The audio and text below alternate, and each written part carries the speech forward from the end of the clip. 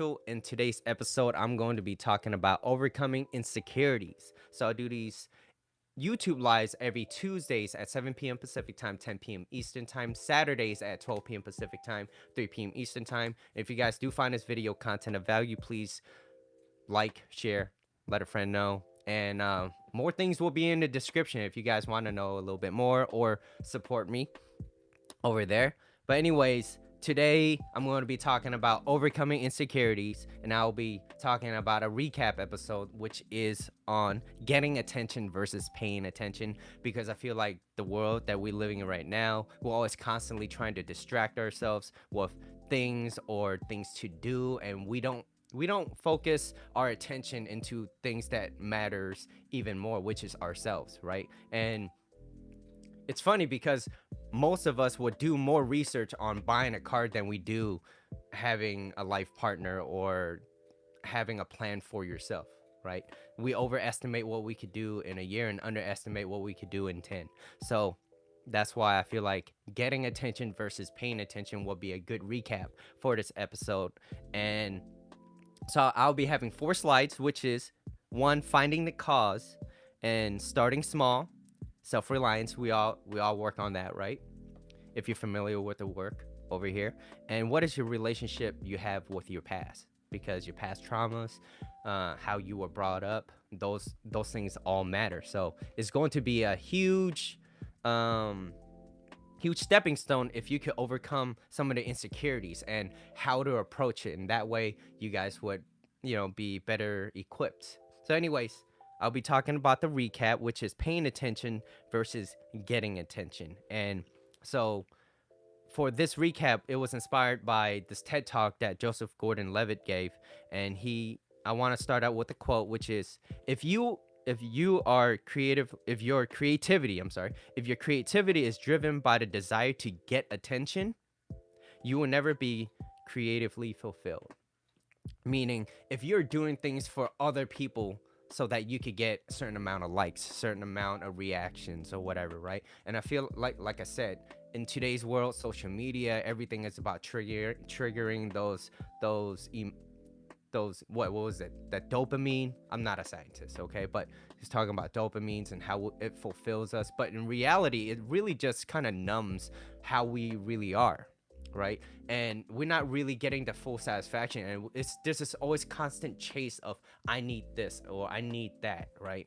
And it's not about focusing on what really matters to us.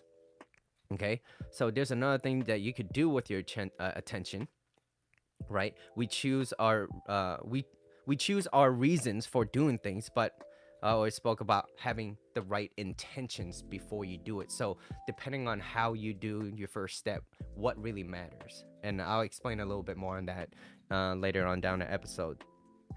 But what do you do? What is your intentions before your first step that you're going to make? Like, why are you doing it, right? The bigger the why, the easier the how. So an example is like, my friend, he was a dancer. I think that's one of the examples I was given. And since he started dancing because he wanted to get a girlfriend, not because he wanted to dance, or maybe a small portion of his reason was I like dancing, but his major reason was I want to dance because I want to get a girlfriend or a girl. And so the moment he got a girl, when it happening was his reasoning was I just want a girl. And so because of that, and once he got a girl, he stopped doing what he intended to do, right? So his intentions on dancing wasn't because it fulfilled him create, creatively, sorry. It started because he wanted something in return, right? So what happens when it goes away, right? It matters. Oh, it's shy marine. All right. So yeah, it's that was a real thing. I could not make that up, okay? It was real, and I was shocked. I was like, so what, I was like, yeah, well, what got you into dancing? He was like, I want a girlfriend. And I was like, all right. All right, interesting. Shh, that's Oh, Shy Marina. Oh shit. Yeah, you know what? It's okay. Mitchell misread. But it's Shy Marina. You ain't shy.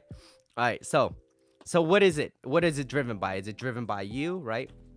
So anyways, um an interesting approach with this is not having competitors but more of collaborators, which is a better approach, because people will higher vibrations. And it's funny because I was talking to JR and he mentioned that, this person mentioned this about you, and it's interesting how you got from this place, because everybody has a certain bias about a certain particular um topic or whatever it is. Like maybe you have this bias towards this person, and you can have your judgments, but it's also very important to not just see it on one person's side. There was this quote where it was only a fool believes in one side of the story, or just listens to one side of the story. So that I always try to listen to both sides and not pick who I feel closely connected to, but you know, look at the facts. And the important thing is usually with people with the higher vibrations or the higher energy, which is more related towards positive, like positive feelings, they focus on facts. People that are focused on themselves, everything happens to me, why me, why does this happen to me, right? It's those are the people that usually they they're more related to people with lower vibrations or lower energy level. And so that is what causes them to feel like I don't have enough, and they always feel like I need, right? I need this, I need that. But then later on down the episode, speaking about need, you actually fulfill it, like you're actually feeding towards that fear. And that fear is what triggers most insecurities. And most insecurities comes from past traumas. And a past trauma, like trauma could be anything, especially as if you're like a little kid and you're a baby, and the way you were brought up based off how maybe your parents or the people that you looked up to, how they approach certain things, it's going to be traumatic, right? Same thing is traumatic if someone loses an arm. It's also very traumatic when your mom looks the other way, or someone that you look up to tells you certain things and you start believing in it, right? So past traumas, you could trail it back to your childhood. Okay. So but anyways, being addicted to getting attention is like being addicted to anything else. It's never enough, right? Just like getting likes, getting follows, etc. Okay. So if only I had 1,000 followers, if only I had this much money in the bank, or if only I had this, then I'll be happy. And and it's usually it would be never enough. You would never be fulfilled, because you're always going to be chasing and keeping that fear alive. Okay, so that's why most people, when they you don't want to be at the top and feel successful and feel unfulfilled. Okay, and that's why it really depends on the intentions on how you approach it, and that really matters. Okay, all right, give me 1 second. So the feeling of inadequacy is what drives us to want more. And humans, we have two greatest fears: the greatest fear of not being enough, which is inadequate, and not being loved, right? So that is the recap. Now let's move on to our first slide, which is his hair is dope. Thank you, appreciate it. So number one, let's talk about finding the cause, because finding the cause is, if you're not aware of what you're looking at, it's not, you don't even know where to focus on, right? So I saw something that was really interesting, and I was listening to Simon Sinek. Start with Why. I believe that was his book, Start with Why. And he talked about your direction and your focus. So instead of telling your kids, don't eat on the bed, instead tell them, go eat at the table. Because it's kind of, I believe it's like driving or flying a plane, right? Depends on what you focus on. Now correct me if I'm wrong, right? But this based off from what I heard when he was talking, we get what we focus on. So we focus on not hitting that object, We're gonna hit that object, even though your mind doesn't know how to differentiate that. So instead, just be like, okay, just go over here. This is your destination. That's it. Get me here. Not focus on, you see that place? Don't go over there. Don't hit that, right? So it depends on what we focus on. Okay.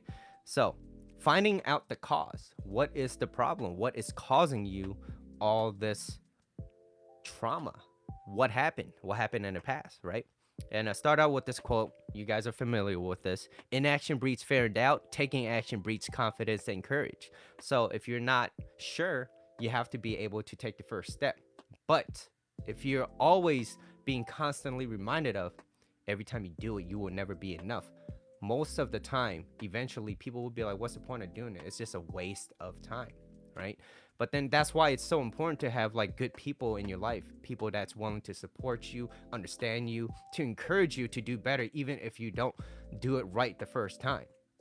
Now, I'm pretty sure some of the people, especially if you're watching this, most of the time, majority of the people, we don't have that support. It's usually we get criticized, we get condemned. Why do you do this? What's wrong with you? Yada yada yada. And you start reliving this false reality in your head, but that was your reality and that was your past trauma.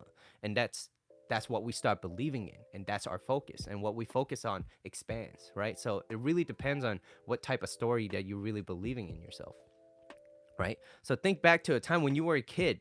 What were the few moments in life that brought you that type of, say, embarrassment, right? So what was this? There was this biggest, one of the biggest fear is to have, be on stage and speak, public speaking, right? It's like embarrassment. What is embarrassment mean to you? What happened? And how did you experience it? Not anyone else. Maybe you could get an idea of what another person experienced, but you have to relive that same feeling as a kid. Does it make sense? Like, you have to really think back. What was the cause? Okay, when I was in third grade, or when I was like 6, 7 years old, I was standing in front of a class or whatever, and I don't know, whatever happened to you, relive that moment. What is that moment, and what happened in that moment, and what triggered those emotions? And usually, if you could trail it back to your past, that's how you can actually learn to let go of what's holding you back, that resistance. Okay. Excuse me. So think about it. Bring it back. How did it make you feel? What were some of the things that held you back? And does it still apply to you today? Does it still apply to you today? Because it's a very important question, right? We do more research on a car than we do planning our lives, right? And so it's really important to look, if you want to be happy, happiness is a choice. It doesn't happen by chance. You don't just stumble across happiness, and even if you do, it doesn't last, right? And so people, they find happiness, or they try to find happiness in different places that does not really fulfill them. It's like it's everything is always temporary, right? But how do you find it more consistent? Not to say that you won't ever be sad or have negative feelings, right? But it's how do you get back to it if you are in that place too? So what is your relationship with that? Does it still apply to you? What is your relationship with fear? Because if you're avoiding it, it means that you're avoiding growth, right? Let's see, Greg, you said, I feel happiness has to be earned in life after dealing with so much BS from other work BS. Yeah. Mm-hmm. It's by choice. It's by doing what you want without having the opinions of other people stifle you or let that run you, right? And I'll share some of my stories after I finish this slide, but I'll let you know how I accidentally, but I feel like it didn't happen by accident. And I remember I was talking to JR about this yesterday, and it was an interesting talk, so can't wait to share it after this. But let's see.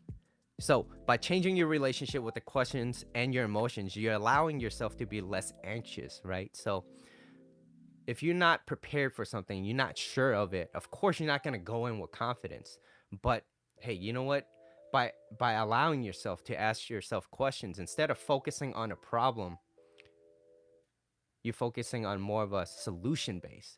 And when you're focusing on solution, you're allowing growth to happen. And growth is one of our basic human needs. We need growth. We need sense of importance, right?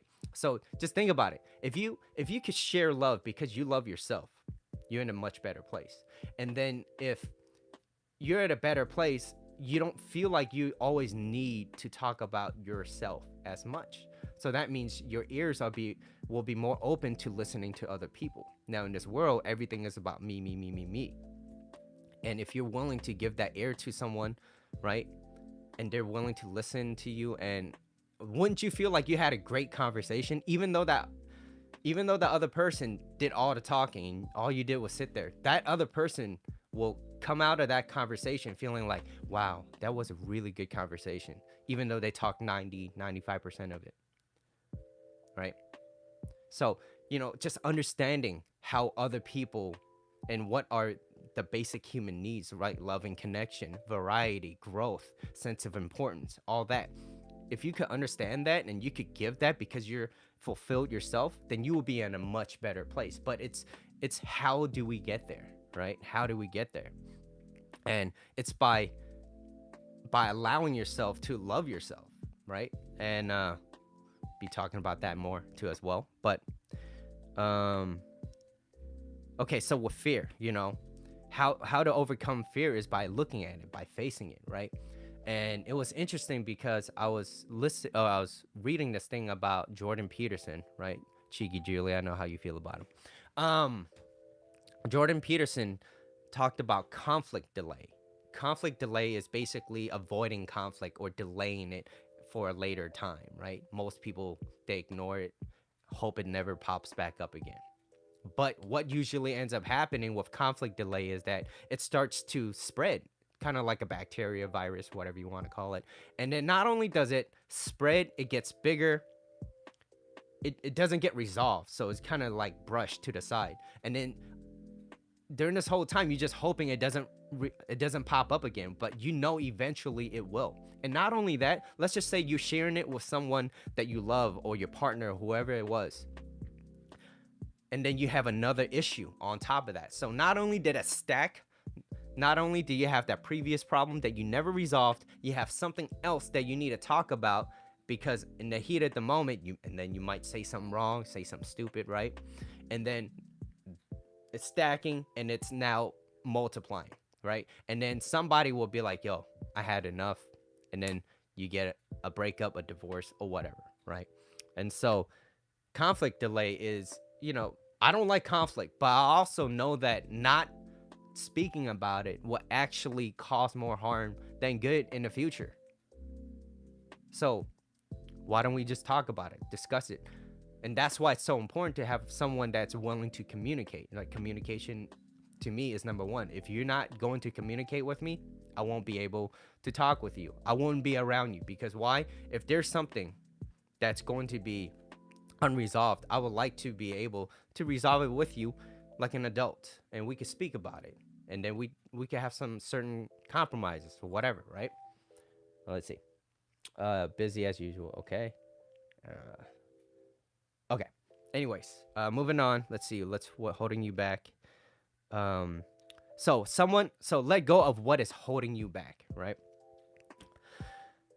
Someone who doesn't love themselves needs to practice self-love. Okay, and self-love happens when you let go of self-hate, but it's going towards that cause. What is causing you? What were some of the things? Let's see. The more you need something, the more you create this comfort zone of lacking. And so I got this by Julian himself. So if you guys want to check him out, he's on YouTube. But anyways, I was listening to him and he spoke about something where there would be times, and you let me know if you guys experienced this too. So, when I was younger, I would just listen to like emo music or sad music, right? And I would just be in that zone. I'll just be listening, right? It could be whoever, right? And I'm just listening and I'm like, yeah, I'm feeling this music. I'm feeling sad. I'm feeling this emotion, and it's keeping me there at this place. Now, I'm not saying that it's not important, because it's a feeling. It's totally important, but it's what is your relationship with it, right? It's so I start listening to it, and then what ends up happening is I create this comfort zone of whenever Mitchell's sad, I would be in this place. And this place requires some music in my ears, and I'm listening to it. And so if I'm sad because that person doesn't want to be with me, if I could just listen to music, I'll be okay. I'll be in a safe place. But that safe place is not allowing me to grow. I can't get out of it. I feel trapped. And like creatures, we never want to feel trapped, right? Whether it's physical or in a relationship, when there's like ultimatums and all that. So anyways, you start creating this little space for yourself, thinking that it is your comfort zone. And so going out to try to talk to people would be like, oh, hell no, I wouldn't want to do that. That means that if I do talk to people, I will be losing this little comfort zone. I won't have this place to go back in it and feel safe. Okay? So that's one approach. But let's just say you overcome that fear, okay? That insecurity, that fear. And so what ends up happening is, you know what? I'm tired of putting on this headset, these earphones, and just drowning myself. I've had enough. I'm tired of it. Great. Great. It's better than doing nothing. But what ends up happening is you're coming from this place of intention of, I'm going to get somebody so I will be happy. What ends up happening is you get this person. Now this person's in my life now. Now I feel like I have to hold on to this person. I can't let go. If I let go, I'm going to be unhappy, right? So how do you find out the cause from that? Okay, so if my main feeling of feeling insecure is because I feel like I need somebody in my life to feel fulfilled. And once I have somebody, I feel like I need to hold on to them. But holding on to something or someone, it doesn't last, right? Especially if it's by force.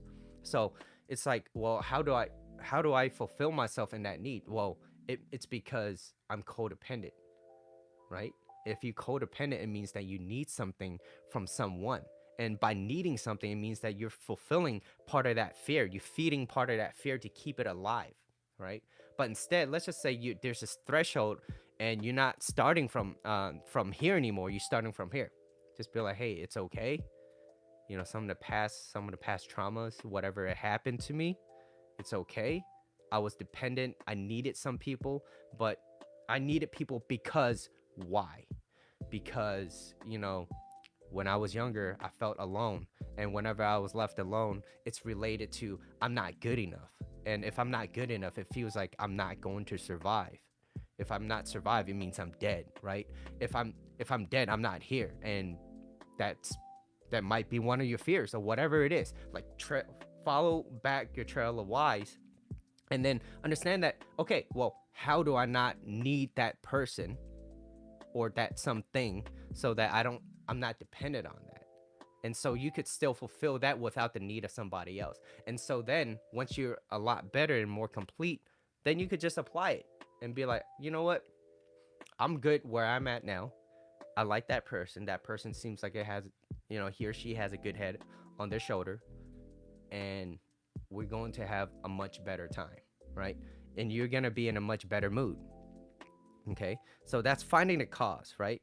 So the more you need something, the more you try to create this comfort zone of what you're lacking, right? And by definition, you won't have that comfort zone anymore if you pursue something, right? So that's why there's all these type of insecurities. Like I wouldn't want to do that. I might lose my comfort zone, or if I get that someone, I need to hold on to it. But forcing things and trying to power it through does not work. Thinking clear will. So right over here, you're giving a lot of tools, right? And so, and if you get that something, yeah, you feel like you need to hold it. Okay, so here's an example. The example of finding out the cause. Okay, so for example, back when I was in elementary school. I didn't. I felt like I was always a student that did not learn as quick as other kids, right? And I felt like everyone got it before me, so I felt like I was inadequate. Like, oh, they understand it, I don't. I feel dumb. Okay, and then so I bring that home, hoping that maybe some of the people at my house will be able to help me. Now, I'm not blaming anybody. It's just how life happened for me at the time. And when I brought home that assignment, right, I couldn't tell time. I didn't know how to tell time. Like, I don't know what does the shorthand and the longhand. I was like, how come that it says 3 and then when the longhand's at 8, it's 40? Why is it 340? Isn't it 38, right? To me, as a kid, that made more sense. I didn't know I had to add 5 every single time it hits a different number. I didn't know that, right? And so I brought it back home thinking it was a safe place because people at home, they love me, they care about me. And so I was giving this, and then I'm asking questions, and then not only do they lack patience, they criticize me. They said a lot of things saying, "Oh, you're dumb, you're doing this. Like, why don't you understand? How come everybody else understands it before you?" I was like, "I don't know. I just don't. So I felt life was pressuring me, right? And that was like it was traumatic towards, how I felt. I was like, I don't know how I feel about this. This is I don't know. I'm scared. So anytime I would say a wrong answer, I'll get criticized for it. Every time if I try to sit there and think, I get criticized or I get yelled at or something. So to in my eyes, perfection had to be perfected. Every answer I give has to be correct. So being this perfectionist was an idea of mine, right? Where it's unrealistic. You will always end up being disappointed. And so I had to learn to let that go. I was like, you know what, Mitchell, you learn a little bit at a different pace, but that's okay. It doesn't mean that you're not going to be able to learn it. But it took a lot of convincing for myself too. Like, hey, that's okay, right?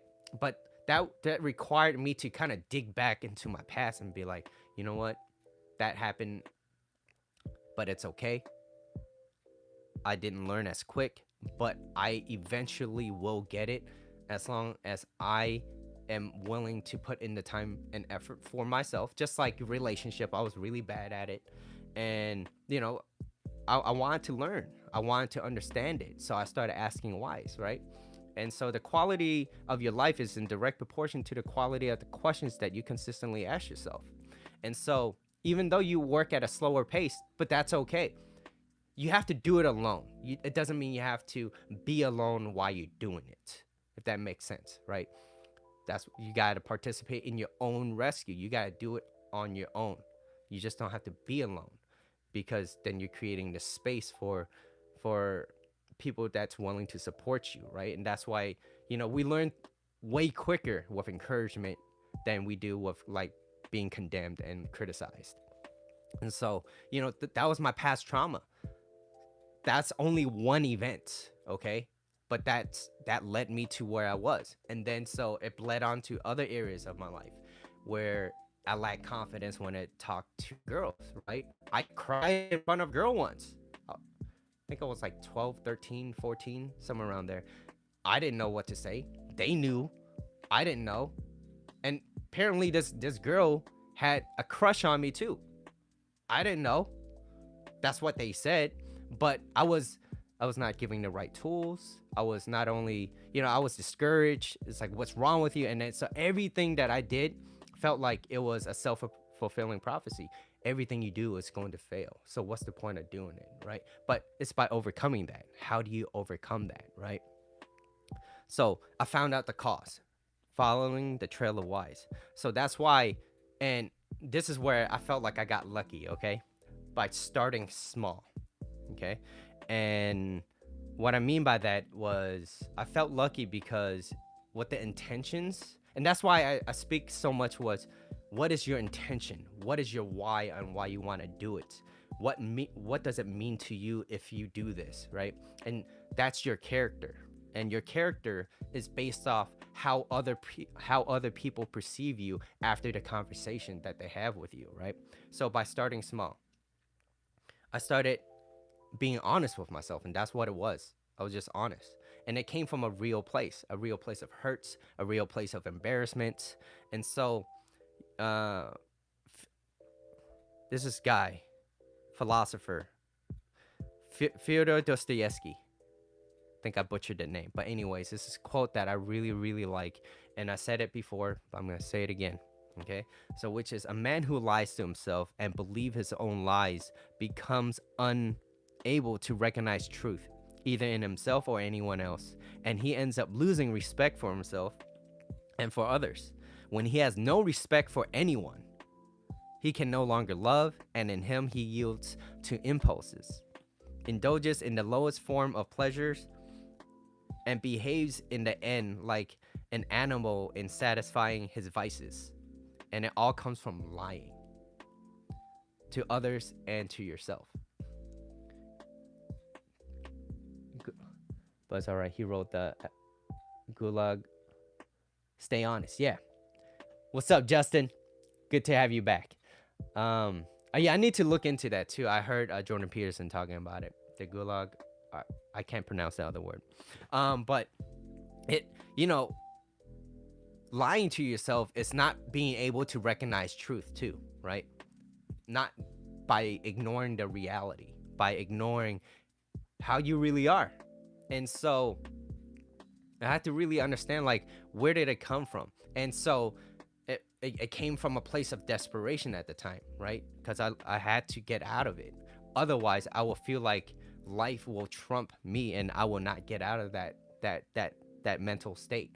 But now, if I'm ever in a situation where I feel like I'm being pressured, I feel comfortable enough and confident enough that I will be okay eventually, because I know life will always test you, but it's how you survive that test. You might not ace it all the time, but you learn, right? And so by not lying to yourself and being honest with yourself is being true to yourself. And that's why I was like, I got lucky, but I don't feel like that's luck.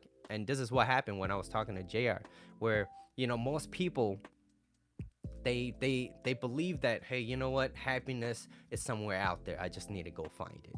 And it's like, no, that was the wrong approach this whole time. It's really focusing on what is triggering you, what is triggering those traumas in the past that's allowing it to reoccur every single time.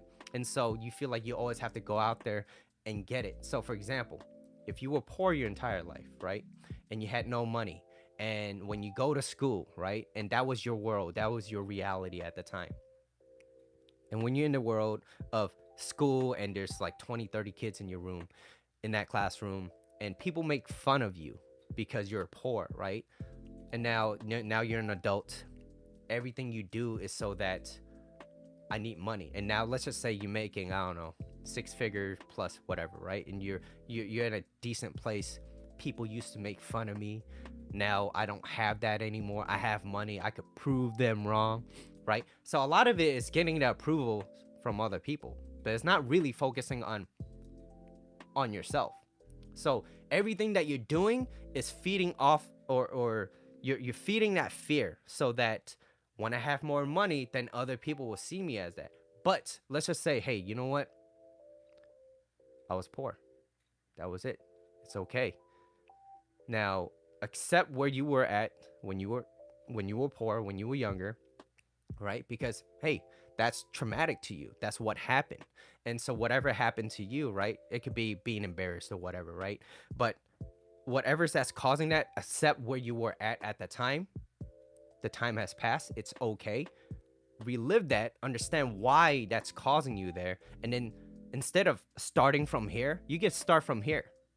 And just be like, okay, well, I want more money because, I feel like money does, it holds a stable ground for me, right? But I'm not making money so that I get the approvals of other people. I just wanted to make more money because, there was a time and it was difficult, but it's okay. And that was in the past, and I'm learning, and that's okay. And then so other people's opinions stop mattering to you so much. But it's like you hear all these things about like don't worry about other people, focus on yourself, you know. But it's the how do you do that, right? By letting go of the past traumas, right? What triggered you. And that's by being honest with yourself. But most people, they have that ego, and that's what's kind of holding them back. I need this money so I can prove to everybody that yada yada yada, right? And so you will always be trying to feed off that fear and keeping that fear alive. But by not letting that fear run you, you starting over here at a different baseline. Instead of starting below, you starting over here now, and then you just work towards a lot less resistance by learning how to let go. Okay, so take for example, by starting small, right? Take each goal, and every goal that you achieve, celebrate it a little bit. Celebrate it with yourself, right? Because you did it. Think how I can, and think like, oh, how can I do it better next time? What are some of the ways, right? Quality of the questions that you consistently ask yourself. Um, let's see. And then I guess a good way to approach that too is like, well, if I said this to somebody and it made them laugh, is there another way that I could trigger the same emotion by saying something different? Now you just adding more things to your arsenal, right? You just learning a little bit more and more about yourself. Okay. Now, where is your focus? I talked about focus earlier. Where is your focus? If you're focused on hurt, you will always suffer. Inevitably, you will always suffer. If you focus on lessons, you will start growing, right? So it depends on what you focus on, right? Same way. Don't eat on the bed versus go eat at the table. Okay. What are some of your strengths and what are some of your weaknesses, right? And usually it's the weaknesses that we have in ourselves, or and being able to be open up and be like, I'm just not that good at it, but where can I learn, how can I become better at it, so then I won't have that type of insecurity. Okay. What are some of the things you cannot do, right? So an insecurity of mine in the past was, Mitchell, you were short. I was what, 4'11", and when I was 13, so I felt like I was like, I'm never gonna grow. Of course, I guess you could say luck, whatever, right? Let's just say I stayed at 4'11", right? Then I'll just be like, well, there's nothing I can do about my height, right? If I'm 5'5", but there's nothing I can do with my height. Most girls want someone that's 6 feet tall. And consistently throughout the whole entire time when I was talking to any girl back then, all I ever heard was 6 feet, 6 feet, 6 feet. But I also have to remember, what a woman says and what they do is two different things. It's two different things. So I'm like, all right, well, control the controllables. What are some of the things you can do? Well, maybe you could start by eating a little bit healthier. Don't do dumb shit, Mitchell.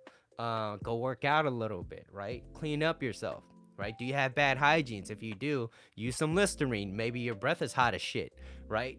Clean up a little bit.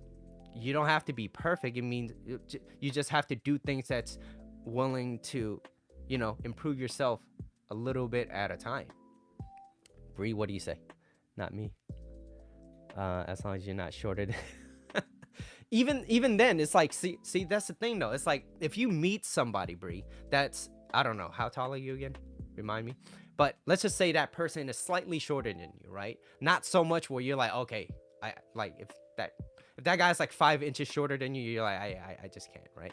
But let's just say that's what he's dealt with. Okay, you 5'2". Let's just say he was like 4'11", right? You 3 inches shorter. He's 3 inches shorter than you. But let's just say he makes you feel so fucking good about yourself. You're like, being around this person makes me laugh, it makes me happy, it makes me want to be myself around this person, and this person allows me to be who I am. And that's only because that person learned to be like, you know what, I am 4'11", and I'm short, and that's okay. There's nothing I can do about it, right? I can't extend my knees, and so that's what I'm dealing with. But I take care of myself, I eat well, I educate myself, so you well more equipped. And so when that and then if that person makes you feel so good about yourself, it's going to be hard to resist being around that person or not being around that person, because that person just brings out so much that other people can't for you. You know what I mean? So it's like that person just makes you feel good about yourself.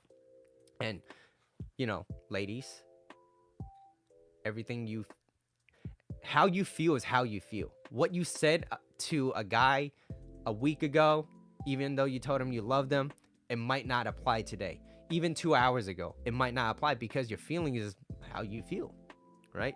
And guys, since we're so logical, we get locked into well, she told me she loved me a week ago. Yeah, but that was a week ago. It doesn't count. What? Yeah, that's just the reality. You could ignore it, but that's there's consequences. But anyways, yeah, it's so those were some of my insecurities back then, right? What are some of yours? Write that down. Clear your mind a little bit. Unload on a piece of paper. Unload. And just as you're writing it down, really like set a priority. Like, what do you want to work on? What's an area of your life that you could work on, right? So, what are some things? Yeah. Now, let's focus on self-reliance, right? So, fighting harder doesn't make it better. Thinking clearer will, right? Just because you want something, you're willing to fight for it. Yeah, it's better than doing nothing, but you also want to go in with a clear mind, right? And it's difficult to be in a clear mind or have a clear mind if you're always feeling anxious, you're feeling pressured all the time, right? Maybe you work well under pressure, but it's do you want to live life under pressure all the time? I feel like that's gonna take some years out of your life. Is that really what you want? I don't want that. I want to be at a place where I'm around people that enjoys my company, that's enthusiastic, that's excited to see me, right? Same thing goes for them. I want to see them. That's why I'm around them, right? We bounce off of each other. We feel good, right? Everything is about, and life should not be taken that serious. It's usually the guys that's too serious in a relationship, that's too focused on a relationship, that runs the relationship down the drain. Okay, so keep it playful and fun instead of trying to focus too much. But there's a strategy for that too. So now, self-reliance: is your happiness to please other people, or is it to better yourself? What is it? Is it for other people or yourself? Like I said, we do more research on a car than we do trying to plan our futures for our own life. Okay, doing anything for other people will always usually end up with you being disappointed. Okay, do you want to be disappointed? Okay, are you comfortable being yourself, and what is holding you back? Are your friends or your peers, the judgment from other people? Like, what is it? What is running you? What is running your life? Let's see. Oh, wait. Don't worry about bad breath, but worry when you're in a social gathering in church. Really past gas. Some people hide their insecurities from sweet talk and attention and validation seeking. Yeah, and you could learn a lot from a person based off the interaction that you get from them, right? So, there are some instances where when I'm talking to some people, I feel like they're very good at listening, but it doesn't. They're good at listening not because they want to listen, it's because they're telling themselves, this is how I need to do it, which is better than doing nothing. But it comes from a place of they're trying, which is great, but it doesn't feel authentic. It doesn't feel real. It feels like you just trying to listen so that you get your turn to talk next. It's not genuine, right? Versus when I'm talking to somebody and they're really like curious about, like, so what's new with you? What's been going on? What's been on your mind? Like, how's life been, right? And really curious about you as a person. Like, you will feel that. And we're creatures with emotions, and we're very intuitive creatures, so we sense that. We pick that up really, really quick. And that's why being real and honest with certain people, hey, some people might not like it, but at least it comes from a genuine place. And if that is where you can operate most comfortably, you're going to relate to a lot of people. And people relate with realness. It doesn't matter how much money you got, how much things that you own. People don't give a shit about that. It's nice, but people can't connect with that. People connect with other real connections with other people, right? And so there's also other people where when I first meet them, all they do is talk about themselves. All they do is brag about everything that they got. And instantly, I'm human too. So I'm kind of like, okay, that's great. That's nice that you got that. That's nice. Oh, how much did it cost you? And really, I'm just like, I really don't care. I'd rather be doing something else, right? But it's about having that genuine connection. And, a lot of people feel like they need to self-validate so that they can feel better about themselves.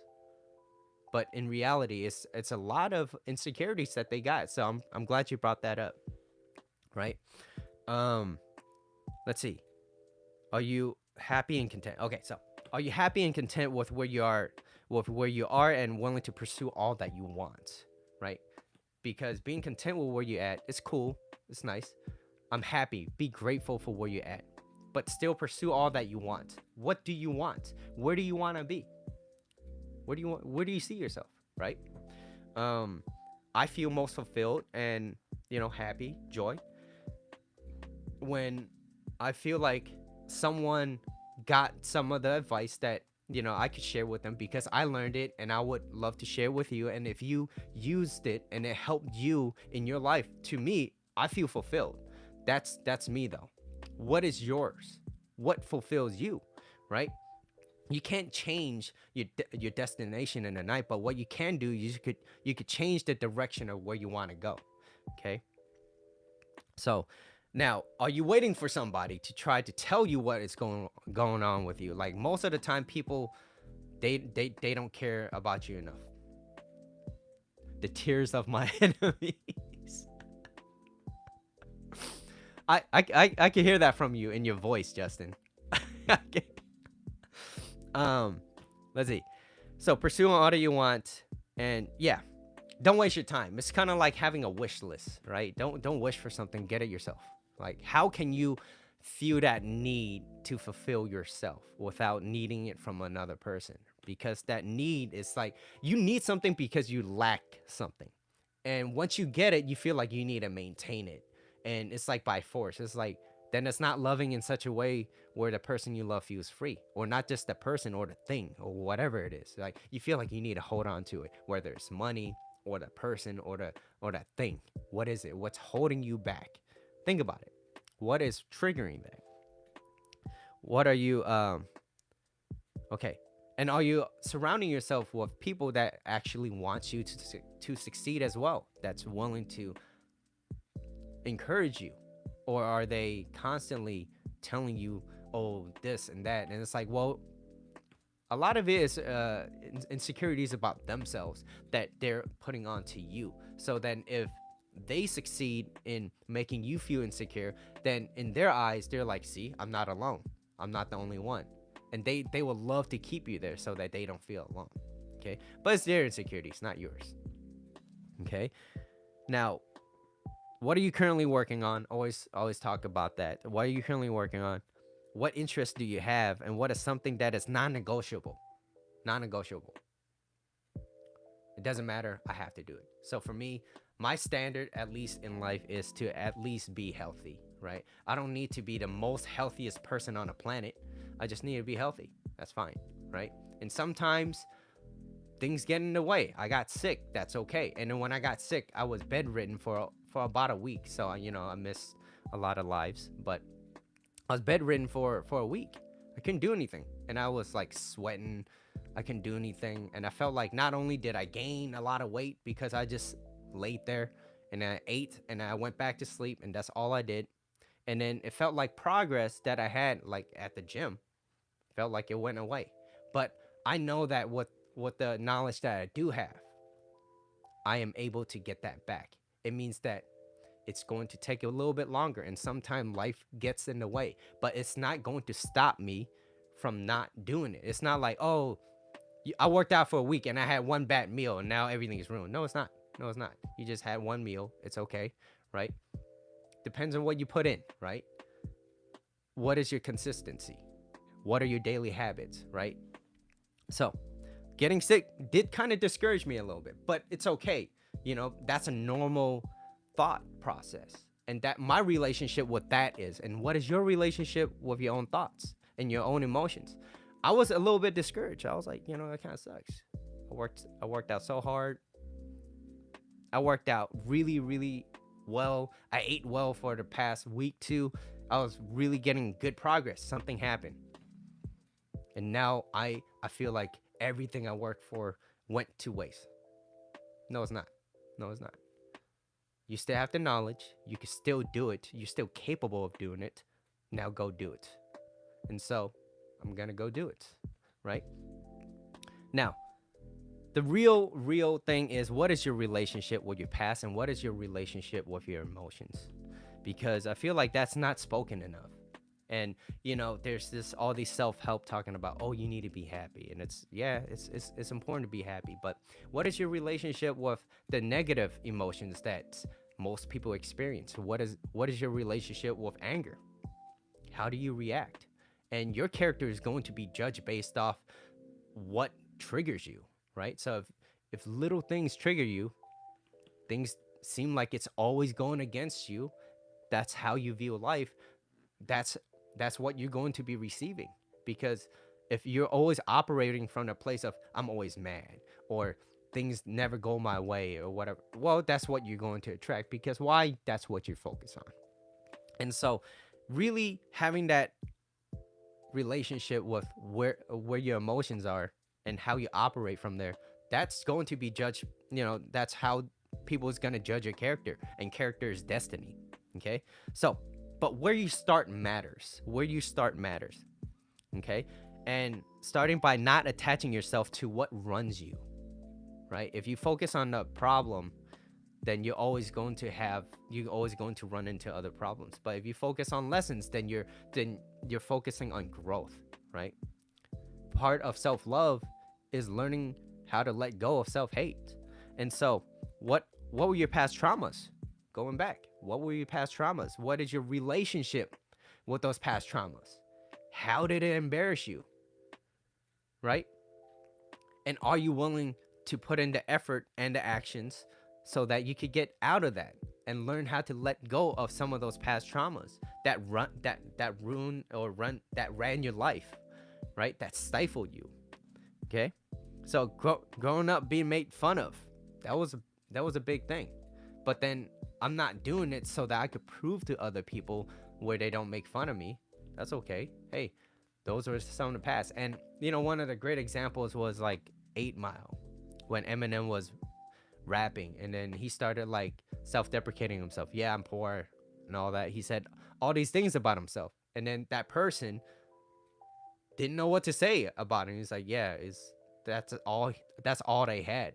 So when he started talking, and he owned it, so that was a major lesson. He started owning who he was. But then it judged that other person's character. It's like, really?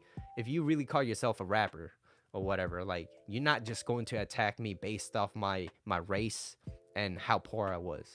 You're going to talk about something more intellectual, right? It reveals another person's character, right? So, if you were yelled at a lot, what were some of the things that triggered you when you were getting yelled at, right? It's your relationship with that. What is your relationship with it? And as long as you learn to let that go, it will no longer run you. It will never, I wouldn't say it would never stifle you, but it's still gonna like come back. But then you're building more confidence. You're allowing yourself to be like, hey, yo, it's cool. It's not, it's like this. If you always allowed that one person to say certain things and you let them, right? What you tolerate, you invite more of, and you always let them say certain things to you. And then the one day you're like, yeah, why do you keep talking to me like this? It's not cool. And then you're serious about it. You're like, yo, what's going on? Like, what's up? Like, is something bothering you? Like, why are you always in a pissed off mood? Why does it feel like I'm always walking on eggshells being around you? It's not a comfortable feeling. And then they're gonna get mad. They're gonna throw tantrums, right? And then that's where the character is being revealed. They're showing who they are, right? By their actions, right? You can always judge a person by the feet or what they do, right? And if they do that, you just be like, and it no longer runs you anymore. You're like, yeah, like, forget it. I much rather be alone, or I'd much rather not be a part of this if that's how you're going to be acting. And you're not coming from a place of F you, but it's more like, yeah, I'm not enjoying this moment. So I'd rather be where I'm celebrated, not where I'm tolerated. Or not even being tolerated. You're being rude and disrespectful. I'm not gonna be around that. So I'm out. And you let them do what they want, right? And the greatest negotiating position is to walk away and mean it. And you mean it because you don't want to be someone's punching bag. So it's like, yo, I'm out. I don't want to do this no more. And they're like, oh, what? This person really mean? Yeah, I really mean it. But that's who you are. But that's a grounded person. You know what you want. You focus on what you do want. Ask somebody. If I asked you a question, what is something that you don't want in a person? You can name a million things.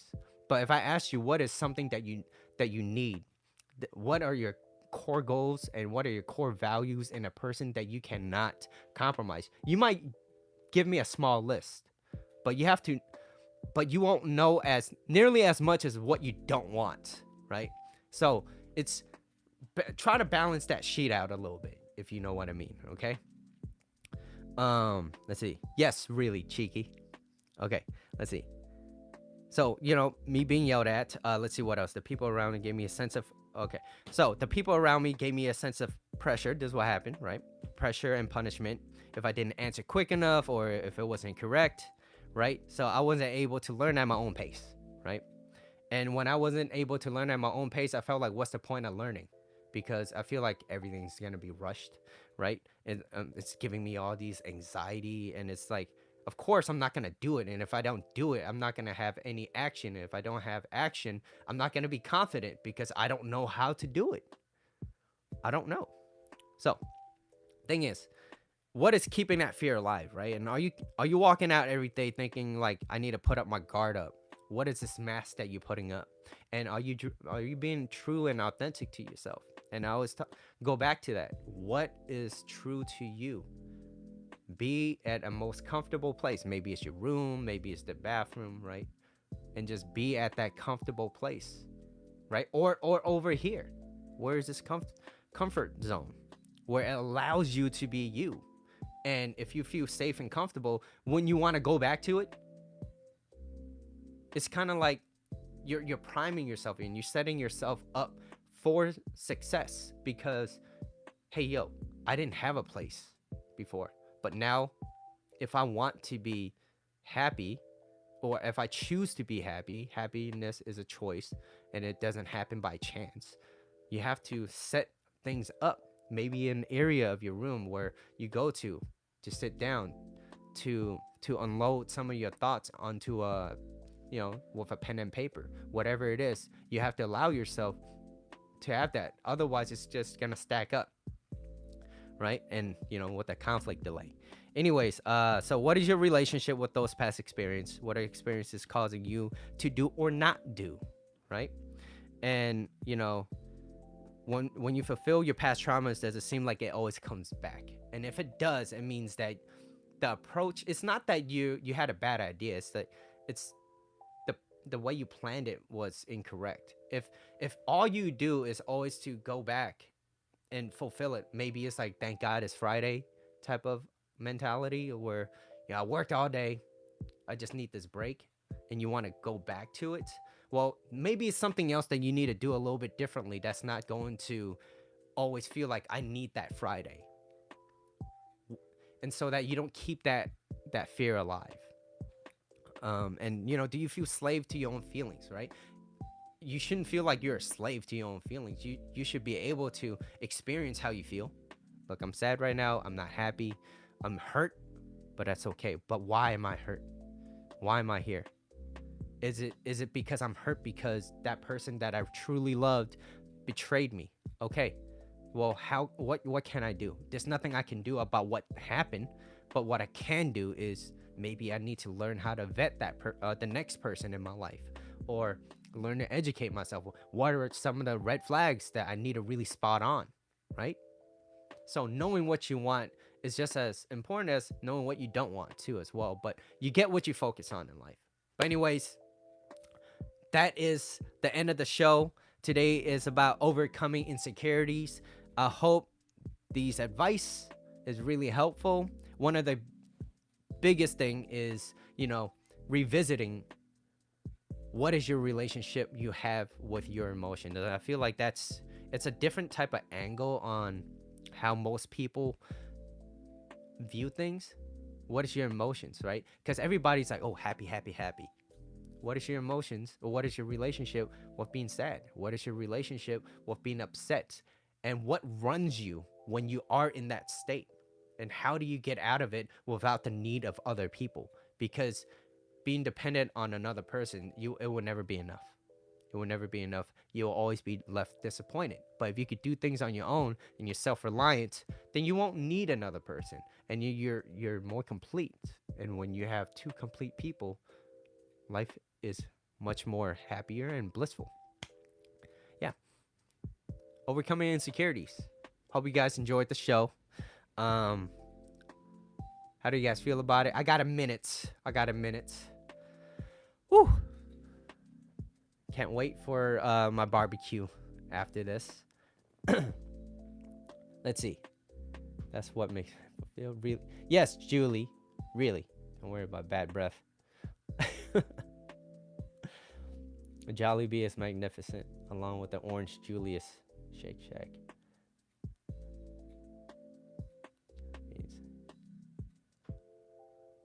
Okay.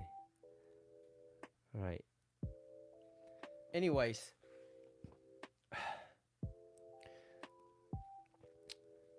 you're welcome, Bree. You're welcome. I hope it helps. I asked a question about what is your biggest fears, and one of the most common questions or answers that I had was being lonely, fear of being lonely. And so I want to talk a little bit about that. So I think I'm going to, spend some time and try to understand that topic a little bit more. I already started reading some things about that. And here's my little sneak peek. I feel like the world that we live in, we are so dependent on distractions that we started numbing ourselves with devices, whether it's music, right?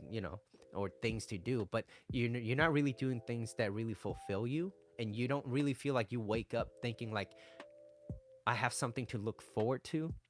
And so when you come back, it feels like it's lonely, right? And I felt that way too, and it wasn't until I started really truly doing what I felt like I was put on earth to do, which is to help people. Hey, maybe there's something that's bothering you that you can let go. It's just how, right?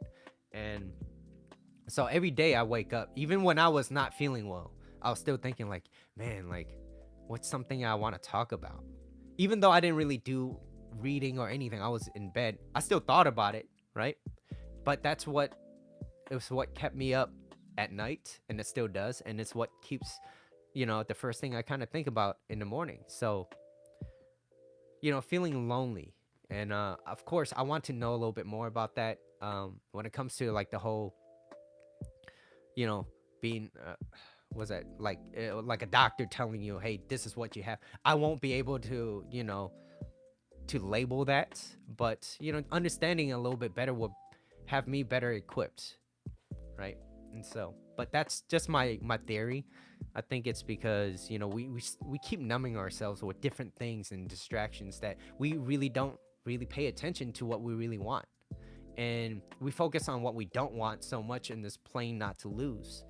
And that's what's really causing us to feel, I feel lonely because I don't have anything else to distract me with. And so that's what I think. But that's next episode. So if I'm if I'm more prepared for that, yes, I'll definitely do it.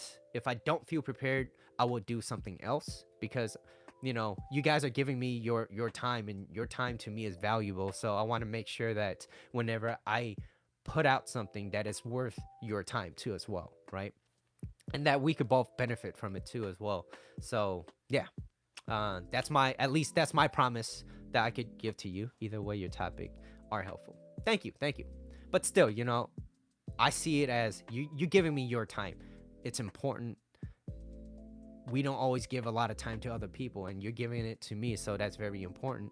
And so I want to be able to at least give it to the best of my knowledge, at least at the time, right? But can't wait. Can't wait. Overcoming insecurities. I want to thank Christine for giving me this idea.